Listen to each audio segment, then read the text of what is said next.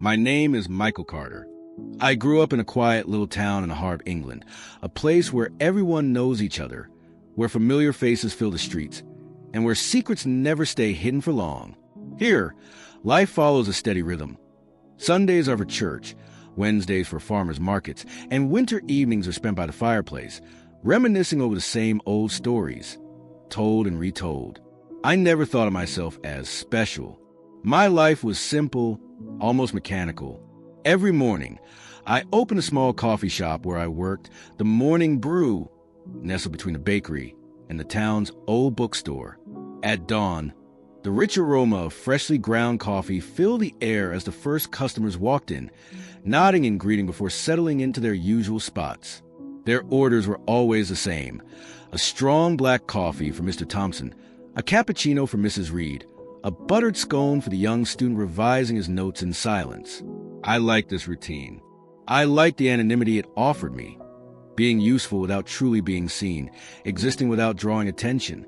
It was comfortable, but behind this facade of normalcy, I carried a weight no one could see, a wall I had built over the years. I lived alone in a small house on the outskirts of town, a quiet place where no one ever knocked on the door without calling first. My evenings were predictable: a simple dinner, a few pages of a book I never seemed to finish, the television humming in the background. My phone rarely rang, except for my mother's occasional calls from across the country, checking in to ask if I was okay, if I ever felt lonely. But solitude was my choice. It was my shield. I didn't want to depend on anyone, nor let anyone get too close. I had learned the hard way that the bonds we form could be broken in an instant, leaving behind wounds no one can see. That night, everything seemed as usual. I came home late from the cafe, exhaustion weighing on my steps as I unlocked my house, swallowed in darkness. But then I noticed something. The porch light, the one I had replaced just days ago, was out again. With a resigned sigh, I grabbed a spare bulb and went to the garage for the stepladder. The air was crisp, filled with the scent of autumn, and a light breeze rustled the fallen leaves that had gathered on my doorstep. Climbing the ladder was routine, something I had done countless times before. I unscrewed the dead bulb, and just as I reached up to install the new one, I lost my balance. It was subtle, almost imperceptible, but it was enough to change everything. The ladder slid from beneath me. In the span of a heartbeat, I felt myself falling, time slowing as the empty air swallowed me whole. My body crashed onto the ground, a violent impact that stole the breath from my lungs. A sharp, searing pain shot to my spine, radiating into every nerve, every muscle. But it wasn't the pain that terrified me. It was the stillness.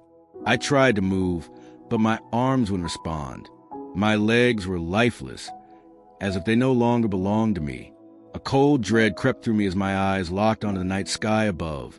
The same sky I had seen 1,000 times before, but now, in this moment, it felt impossibly far away. Time blurred. Seconds stretched into an eternity. I couldn't tell when I had lost consciousness, but I knew one thing for sure. What awaited me next would change everything. Let's make this journey together. If this story has already captivated you, take a moment to subscribe to our channel and like this video. We are a community where every story has the power to inspire and touch lives. And now, a special surprise just for you. Would you like to hear your name in our next episode? Imagine the thrill of hearing your name and hometown mentioned in front of thousands of viewers. A unique chance to be highlighted. To make this happen, simply comment your first name and city below this video and leave a like. You could be one of the lucky ones to receive a special message in our next episode. So, be part of this adventure with us and stay connected to discover what happens next. Darkness. A darkness so dense it seemed to swallow everything. There was no sound, no movement, no sensation of warmth or cold, just absolute nothingness. Then, slowly, something changed. A strange awareness emerged, as if I were floating above a vast abyss, suspended between two realities. I could see my body lying there, motionless on the ground beneath my porch, illuminated by the flickering glow of the street lamp. I should have been terrified. I should have screamed, should have tried to cling to something tangible. But I felt no fear, no pain, only a deep, surreal detachment, as though the body I'd lived in all my life was no longer truly mine. Suddenly, a voice shattered the silence. "We need help here. He's not moving." It was the voice of my neighbor, Mr. Patterson, a retired schoolteacher who lived a few houses down. I watched him, phone in hand, his face tight with worry. Then red and blue lights sliced through the night, flashing against the walls of my house. Silhouettes moved frantically around my body, hands pressed against my chest. Voices shouted urgent words I barely understood. "No pulse. Prepare the defibrillator." Each phrase echoed distantly, muffled as if I were hearing them through thick glass. My mind struggled to grasp the truth. Was I dead? Was this how it all ended? But before I could process the thought, something else happened. The scene below me began to flicker. The world around me shifted abruptly, as if I were being pulled into an invisible tunnel. My body, the ambulance, the panicked voices, they all faded away, and suddenly I was somewhere else. I found myself in a place I could not explain, a space between the world of the living and something else. The darkness that had once surrounded me slowly began to dissolve, replaced by an eerie yet familiar atmosphere. There was no ground, no sky, only an endless vastness where a pale, almost otherworldly glow seemed to float. Then I heard them, the voices. At first, distant, like whispers carried by the wind. Then gradually they grew louder, clearer. Voices speaking all at once, a mix of hushed murmurs, some filled with sorrow, others with an icy sharpness. They came from nowhere and everywhere. They weren't just around me. They were inside me. He never believed. He locked himself in his own solitude. He thought he could control everything, never asking for help. Each word struck like a truth I had long refused to face. These voices weren't accusing me. They were simply stating facts. A crushing weight settled over me. I wanted to respond, to explain myself, to say that I had my reasons, but I had no mouth to speak, no breath to form an answer. And then something unimaginable happened. A force, an invisible current I couldn't understand, pulled me downward. A silent, endless descent. I wasn't falling like one does from a cliff or an airplane. It was slower, but relentless. An inevitable slide towards something I couldn't see, but that I could feel drawing closer. The air grew thick, suffocating. The darkness returned, but this time it was different. It was alive. Around me, shadows moved. Indistinct, shifting, whispering words I could not comprehend, but that sent chills through the deepest part of my being. I was alone with my choices, alone with everything I had run for my entire life. I tried to scream, to call for help, but no sound escaped into the oppressive silence that swallowed me whole. Then, in the middle of this terrifying void, I saw the light. A distant glow, small but unwavering, a glimmer of hope, and within that light, a figure slowly took shape. Someone was waiting for me. The light grew. At first, it was faint and fragile, like a flickering candle in the abyss, but then it became stronger, illuminating the space around me with an unearthly radiance. I was no longer falling. The force that pulled me into the void had suddenly ceased, as if this light had stopped my descent. I felt no more fear, no more pain.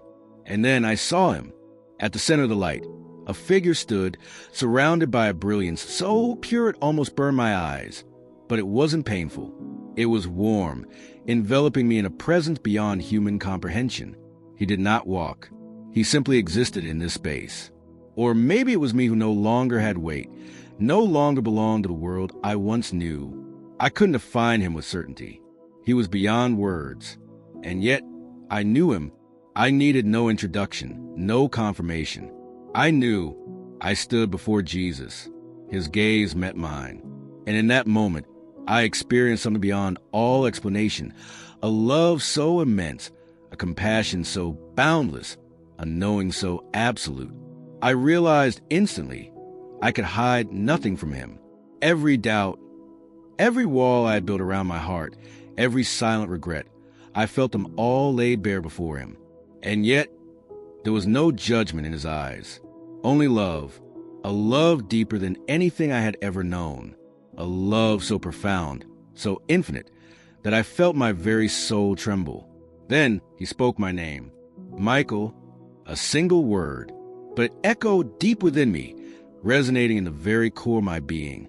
It wasn't just a name. It was recognition, a way of saying, I know you. I have always known you. I wanted to speak, to ask questions, to tell him I wasn't ready, but words wouldn't come.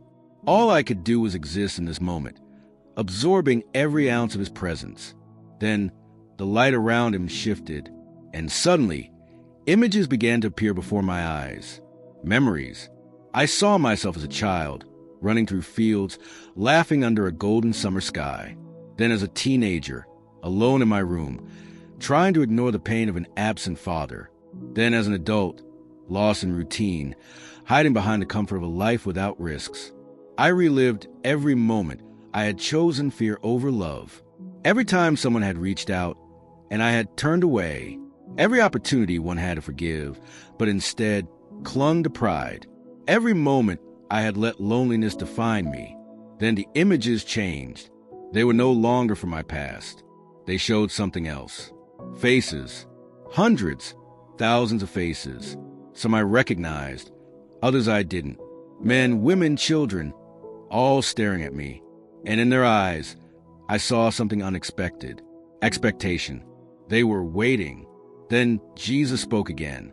His voice was gentle, yet undeniable. You still have something to do.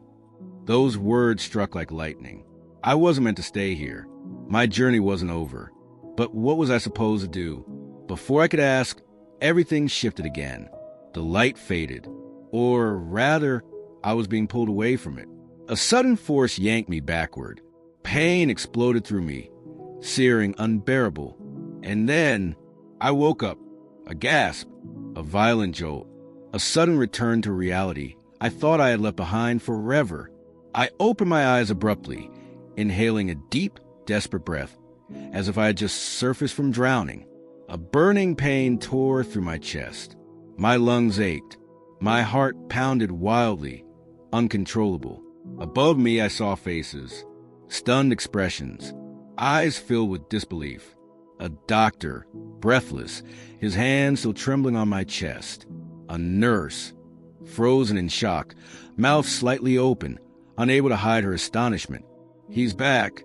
He's back. Around me, machines beeped frantically, their sharp sounds blending with the murmurs of the medical staff. I couldn't move. My body felt impossibly heavy, as if it no longer belonged to me. My mind was still elsewhere, torn between two realities. Then a voice. Michael, can you hear me? I tried to answer. Nothing came out.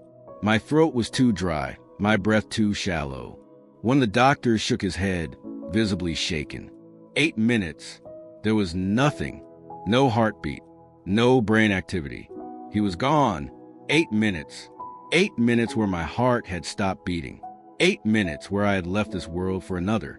And now I was back, but I was no longer the same. I closed my eyes for a moment, longing to see the light again, to feel that indescribable love I had experienced beyond this life. But all that remained was the echo of his words, etched into my soul. You still have something to do. Confusion overwhelmed me. Why had I been sent back? What was I supposed to do? In that moment, I realized something chilling. This was only the beginning. Join this journey with us. If this story has touched your heart, take a moment to like this video. Your support is what keeps these powerful testimonies alive. And now, a special opportunity. We will be sending a personal message to some of our viewers in the next episode. Would you like to hear your name and city mentioned in front of thousands of people? It's simple. Leave a comment with your first name and city below this video and hit the like button.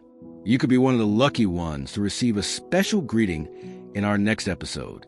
Imagine the moment your name is called in front of our incredible community, a unique chance to be recognized and be part of the spiritual journey that connects us all.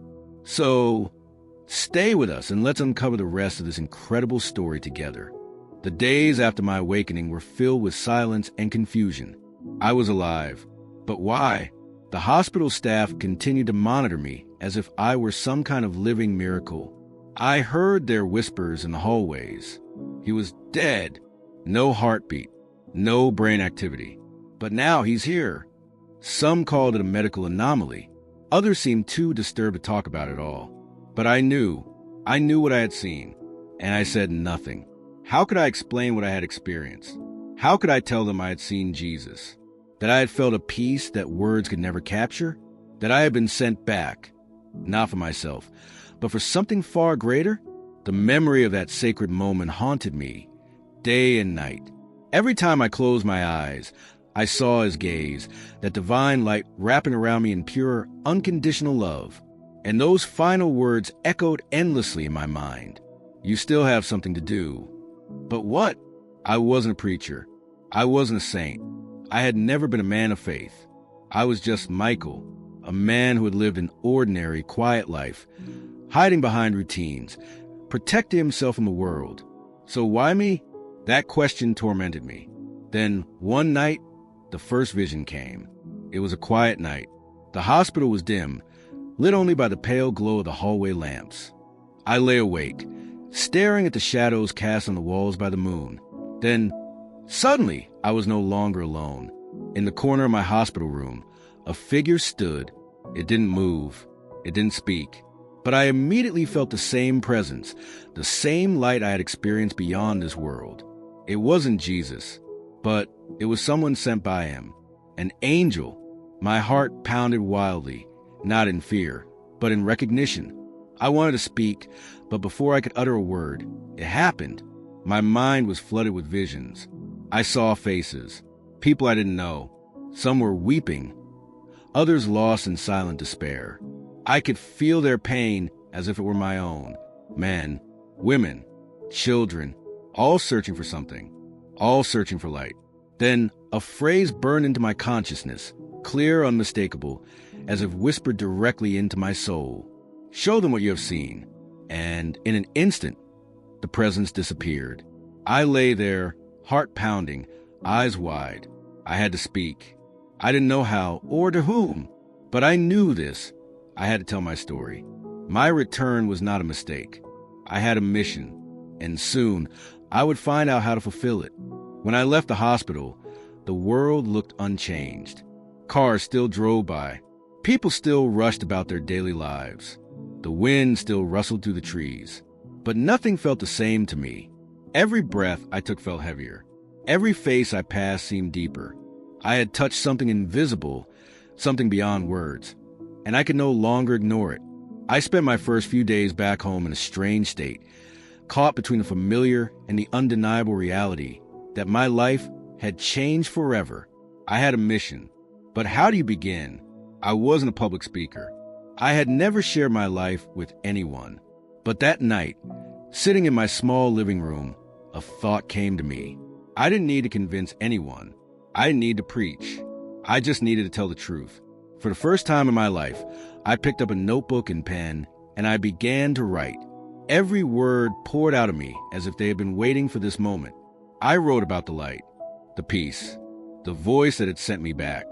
I wrote about the souls I had seen, the faces waiting for an answer, and most of all, I wrote about the love. The next morning, I made a decision. I was going to share my story, no matter how people reacted, no matter if they believed me or not, because what I had seen was not mine to keep. It was a message that needed to be shared, and this was only the beginning. Join our community. We don't create these videos for profit. We create them because we believe in these messages, because we know they can touch hearts and change lives. If this story has moved you, please take a moment to subscribe to our channel and like this video.